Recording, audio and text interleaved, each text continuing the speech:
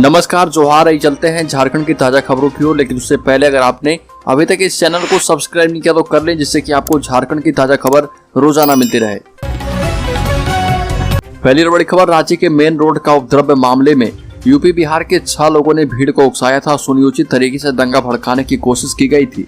रांची के main road में 10 जून को हुए उपद्रव मामले में सीआईडी ने देर रात कोर्ट में चार्जशीट दाखिल कर दी है। 11 लोगों को नामजद किया गया है। इसमें मोहम्मद अजमत, इरफान जुबैर आलम उर्फ इरफान अंसारी, मोहम्मद माज, रमजान अली एवं 3 अन्य शामिल हैं। चार्जशीट में मुदस्सिर उर्फ कैफी एवं मोहम्मद साहिल के नाम भी शामिल हैं, जिनकी उपद्रव के दौरान गोली लगने से मौत हो गई थी। सभी आरोपियों पर साजिश के तहत सुनियोजित तरीके से बवाल मचाने, दंगा भड़काने की कोशिश करने, शहर को सांप्रदायिकता की आग में झोंकने का प्रयास करने और उपद्रव से रोकने पर पुलिस अफसरों पर जानलेवा हमले करने की पुष्टि हो चुकी है। सीआईडी ने चार्जशीट में लिखा है कि अन्य आरोपियों के खिलाफ जांच जारी है। चार्जशीट में उपद्रव भड़काने में यूपी और बिहार कनेक्शन भी सामने आया है।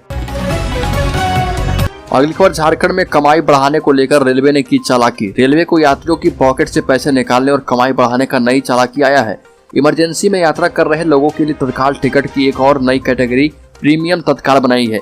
इसके तहत आपात स्थिति में यात्रा करने वाले को तत्काल प्रीमियम टिकट आसानी से मिल तो जाएगा, लेकिन 2200 रुपये में मिलने वाला तत्काल टिकट उपलब्ध न होने पर तत्काल प्रीमियम टिकट के लिए 6500 रुपये तक चुकाने होंगे। यह किराया हवाई जहाज के बराबर होगा। रांची से चलने वाली सर्वाधिक भीड़ वाली 10 ट्रेनों में यह सुविधा लागू कर दी गई है। अगली खबर, रांची में जेल में बंद दुष्कर्म के आरोपी सहरुद्दीन अंसारी की इलाज के दौरान रिम्स में मौत हो गई। नरकोपी के सेरो गांव का था। मृतक के पिता रूबील अंसारी का आरोप है कि नरकोपी थाने के दारोगा ने बेरहमी से पीटा था, जिससे बेटे की जान चली गई। इधर डॉक्टरों ने मौत का कारण आंत में ब्लीडिंग और किडनी फेल्योर बताया। वहीं जेलर ने कहा कि जब इसे जेल लाया गया था उसके शरीर पर गंभीर चोटें थी, आंतरिक चोटें भी आई थी।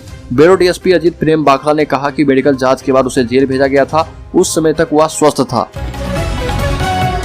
अगली खबर, भ्रष्टाचार के खिलाफ सीएम से मिलेंगे पार्षद। नगर निगम बोर्ड की बैठक न होने से आक्रोशित पार्षद अब आंदोलन के मूड में हैं। पार्षदों ने कहा कि सोमवार से सभी पार्षद निगम परिसर में धरना के साथ ही नगर आयुक्त की बोर्ड की बैठक कराने के लिए ज्ञापन सौंपेंगे। इसके बाद भी अगर बात नहीं बनती है तो सभी पार्षद मुख्यमंत्री हेमंत सोरेन से मिल निगम में व्याप्त भ्रष्टाचार एवं बोर्ड की बैठक न होने की जानकारी भी देंगे। अगली खबर, बीसीसीएल के सीएमडी सम्मेलन दत्ता के तकनीक सचिव जीएम आशुतोष द्विवेदी समेत कंपनी के 7 अधिकारियों का तबादला कोल इंडिया की दूसरी अनुषंगी कंपनियों में किया गया है। कोल इंडिया की विभिन्न कंपनियों के कुल 56 अधिकारियों का ट्रांसफर किया गया है। बीसीसीएल से 7 अधिकारी दूसरी अनुषंगी कंपनियों में भेजे गए, वहीं 5 नए अधिकारी दूसरी कंपनियों से यहां पर आए हैं। अगली खबर, चतरा में ओबीसी के लिए 27% आरक्षण की मांग को लेकर धरना दिया गया। ओबीसी को 27% आरक्षण की मांग को लेकर सामाजिक न्याय मंच ने विकास भवन के सामने धरना दिया। धरना संपन्न होने के बाद मंच के एक प्रतिनिधिमंडल ने उपायुक्त के माध्यम से मुख्यमंत्री जी को ज्ञापन सौंपा है और इसमें कहा गया कि बिहार से झारखंड अलग हुए 22 साल होने वाले हैं, लेकिन अब भी झारखंड में ओबीसी को 14% आरक्षण नहीं मिल रही है, जबकि ओबीसी की जनसंख्या झारखंड के साथ पूरे देश में सबसे अधिक है। सीएम हेमंत सोरेन ने वर्ष 2019 के चुनाव में ओबीसी की आरक्षण बढ़ाकर 27% किए जाने का वादा किया था, लेकिन सरकार बने 2 वर्ष हो चुके हैं, लेकिन अब तक इस मामले की तरफ से सरकार ने अपना ध्यान नहीं दिया। दिसोम गुरु शिबू सोरेन सामाजिक न्याय के योद्धा रहे, लेकिन हेमंत सोरेन आरक्षण को बढ़ाने के बजाय खुद की सरकार बचाने में रांची से रायपुर और रायपुर से रांची कर रहे। वही राष्ट्रीय यादव सेना के प्रखंड सचिव ईआर प्रेम अहिर ने कहा कि झारखंड में 27% आरक्षण नहीं मिलेगा, तब तक ऐसे ही आंदोलन जारी रहेगा।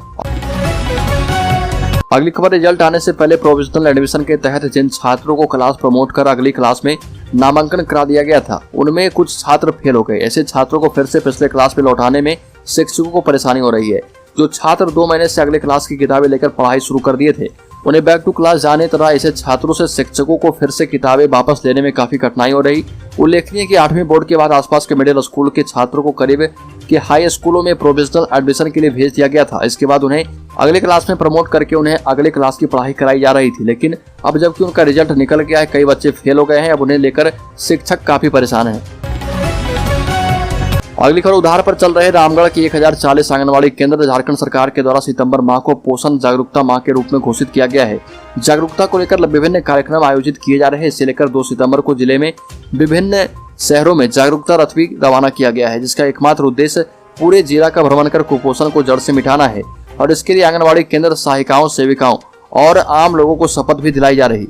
इसका कारण है राज्य में कुपोषण की स्थिति। नेशनल फैमिली हेल्थ सर्वे 5 की कुपोषण रिपोर्ट के मुताबिक झारखंड में 5 वर्ष से कम उम्र वाले 36,64,000 बच्चों में से 42% यानी 15 लाख से अधिक बच्चे कुपोषित हैं। हालांकि कुपोषण मुक्त करने वाले आंगनबाड़ी केंद्र पैसे के अभाव में बच्चों को पोषण युक्त भोजन नहीं दे पा रहे।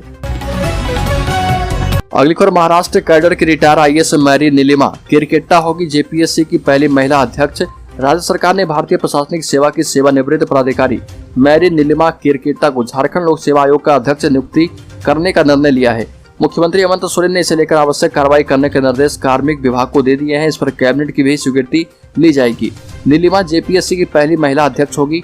नीलिमा किरकेट्टा महाराष्ट्र कैडर की 1994 बैच की IAS अधिकारी रही है। महाराष्ट्र सरकार में लोक स्वास्थ्य विभाग में प्रधान सचिव एवं महाराष्ट्र राज्य खादी ग्रामोद्योग मंडल में CO आदि के पद पर भी रह चुकी है और नीलिमा किरकेट्टा मूल रूप से रांची की रहने वाली है। अगली खबर, लगभग 6 साल के बाद IPS में प्रमोशन करने के लिए UPSC को भेजे गए 32 सीनियर DSP के नाम।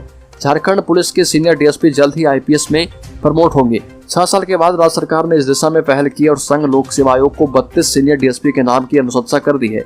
अब UPSC में प्रोन्नति समिति की बैठक होगी जिसमें यह तय होगा कि कौन IPS में प्रमोट होंगे और कौन नहीं। राज्य में प्रोन्नति से भरे जाने वाले IPS संवर्ग में 25 पद रिक्त हैं जिन्हें भरने की कवायद अब तेज हुई है।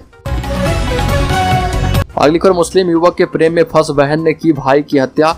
मोबाइल लोकेशन से खुली पोल। रामगढ़ के पतरातू थाना क्षेत्र के पंच मंदिर पंचायत में एक बहन चंचल कुमारी ने अपने 21 वर्षीय भाई रोहित कुमार की हत्या कर शव को दफना दिया।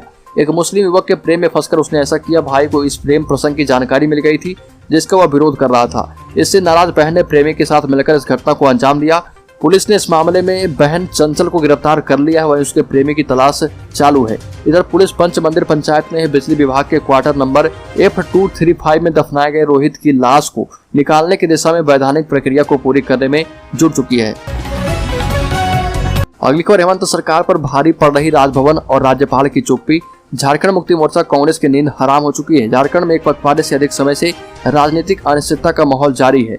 राज्यपाल ने इस पर मंतव्य के लिए चुनाव आयोग को भेजा था। दोनों पक्षों को सुनने के बाद आयोग ने राजभवन को सीलबंद लिफाफे में मंतव्य भेज दिया है। हालांकि अभी तक राजभवन के द्वारा कोई आधिकारिक जानकारी नहीं दिए जाने के कारण असमंजस की स्थिति बरकरार है। यह देश का ऐसा दुर्लभ मामला है जिसमें एक राज्य का मुख्यमंत्री खुद कह रहा है कि हमारी सजा सुनाई जाए। अगली खबर, मुस्लिम तुष्टीकरण और ध्वस्त कानून व्यवस्था पर आंदोलन करेगी झारखंड भाजपा। भाजपा प्रदेश मुख्यालय में आयोजित एक बैठक में 17 सितंबर से 2 अक्टूबर तक पार्टी द्वारा आयोजित होने वाले सेवा पखवाड़ा के कार्यक्रमों पर विस्तार से चर्चा हुई। बैठक में प्रदेश अध्यक्ष दीपक प्रकाश ने कहा कि पार्टी राज्य सरकार की तुष्टीकरण नीति के कारण ध्वस्त विधि व्यवस्था से चिंतित है। भारतीय जनता पार्टी सरकार की जनविरोधी नीतियों का लगातार विरोध करेगी। बैठक के बाद मीडिया से बात करते हुए दीपक प्रकाश ने कहा कि प्रधानमंत्री मोदी जी के जन्मदिन 17 सितंबर से महात्मा गांधी और लाल बहादुर शास्त्री जी की जयंती 2 अक्टूबर तक भाजपा सेवा पखवाड़ा के रूप में मनाएगी और फिर जनता की आवाज भी उठाएगी। अगली खबर, नियुक्ति विज्ञापन में सुधार की मांग को लेकर JSSC अभ्यर्थियों का प्रोटेस्ट। झारखंड कर्मचारी चयन आयोग के द्वारा निकाली गई प्रयोगशाला सहायक शिक्षक भर्ती प्रक्रिया की अधिसूचना में त्रुटि सुधार की मांग को लेकर अनएम्प्लॉयड यूथ स्ट्रगल कमेटी के बैनर तले अभ्यर्थियों ने रैली निकाली। 70 से अधिक की संख्या में मौजूद अभ्यर्थी नारेबाजी करते हुए राजभवन के समीप पहुंचे। प्रोटेस्ट करते हुए JSSC के द्वारा विज्ञापन में बदलाव की मांग की। इसके बाद अभ्यर्थियों ने मुख्यमंत्री के नाम पर पत्र सौंपा। कमेटी के अध्यक्ष हरधान महतो ने कहा कि झारखंड सरकार के द्वारा जो नई अधिसूचना जारी की गई है उसमें काफी त्रुटियां हैं। इसके लागू होने से झारखंड में लाखों की संख्या में ऐसे छात्र छात्राएं हैं जो फॉर्म भरने से वंचित हो सकते हैं। रूल बुक के मुताबिक किसी भी 2 विषय में 50% अंक अनिवार्य किया गया है, लेकिन लाखों विद्यार्थी ऐसे हैं जिसके ऑनर्स केमिस्ट्री बायोलॉजी में 50% अंक तो हैं, लेकिन सब्सिडरी के विषय में 50% अंक नहीं है। इसके कारण वो फॉर्म नहीं भर पाएंगे। अगली खबर, डॉक्टर लंबोदर महतो के बड़े पुत्र शशि शेखर ने 19,000 फीट ऊंचे माउंट मनीरंग पर फहराया तिरंगा। आपको बता दें कि माउंट मनीरंग हिमाचल प्रदेश के किन्नौर, लाहौल और स्पीति जिले की सीमा पर खड़ा प्रदेश का सबसे ऊंचा पर्वत है। इसकी ऊंचाई 21,631 फीट है। शशि शेखर ने बताया कि तकनीकी संसाधनों की कमी के कारण वो अपने समूह के साथ चोटी तक नहीं पहुंच पाए। अगली खबर, झारखंड की सरकार गिराने के लिए हर हथकंडा अपना रही है भाजपा।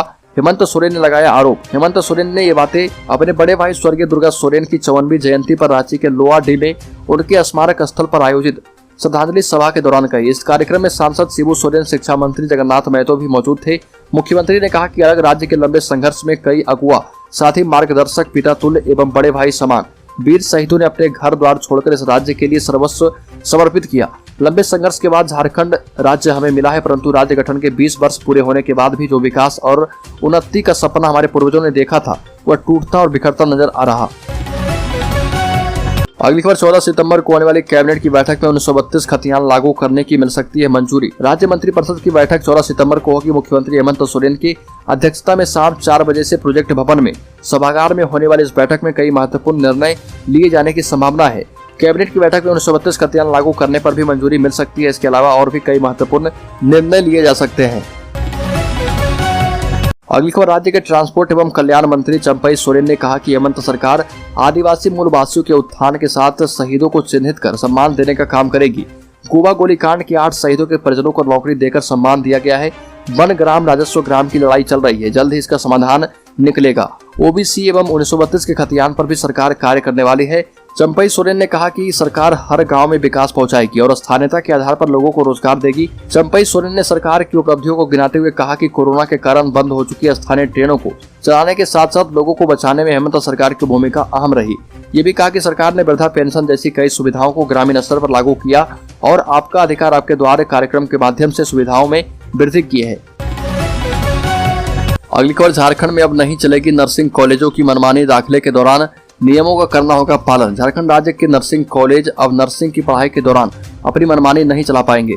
इन कॉलेजों के लिए दाखिले से लेकर सीट आवंटन और शुल्क जमा करने तक हर काम के लिए एक रूल बुक बना दी गई। कॉलेज को अब इस रूल बुक के अनुसार ही काम करना होगा। ये रूल बुक स्वास्थ्य विभाग के द्वारा तैयार की गई है। इन नियमों के दायरे में झारखंड के सभी सरकारी और गैर सरकारी कॉलेज आते हैं। राज्य की कुल 247 नर्सिंग संस्थान, जिसमें प्राइवेट और गवर्नमेंट दोनों तरह के इंस्टीट्यूट शामिल हैं, और इसमें नामांकन की प्रक्रिया, सीटों का वर्गीकरण, शुल्क तय करना और परीक्षा संचालन जैसी बहुत सी चीजें रूल बुक के मुताबिक ही करना होगा। अगली खबर दुमका में 8 माह में 29 रेप केस, हर दूसरे दिन हो रही चोरी। जनवरी से अगस्त महीने यानी कुल 8 माह में दुष्कर्म की 29 घटनाएं दुमका में हुई है। पिछले साल 2021 में पूरे 1 साल के दौरान दुष्कर्म की 27 घटनाएं हुई थी। उससे पहले 2020 में 30 एवं 2019 में दुष्कर्म की 35 घटना पूरे साल में हुई थी। यही नहीं, दुमका में एक बार फिर से डायन प्रथा के मामले भी बढ़ने लगे हैं। 8 माह में डायन कहकर प्रताड़ित किए जाने के 6 मामले पुलिस के सामने आ चुके हैं। इनमें प्राथमिकी दर्ज की गई। दुर्भाग्यवश 3 की हत्या भी डायन बताकर जिले में कर दी गई है। पिछले 9 साल में डायन हत्या के 4 केस पुलिस ने दर्ज किए थे। ये आंकड़े बता रहे हैं कि महिलाओं के प्रति दुमका में हिंसा की घटनाएं हाल के दिनों में बढ़ी है।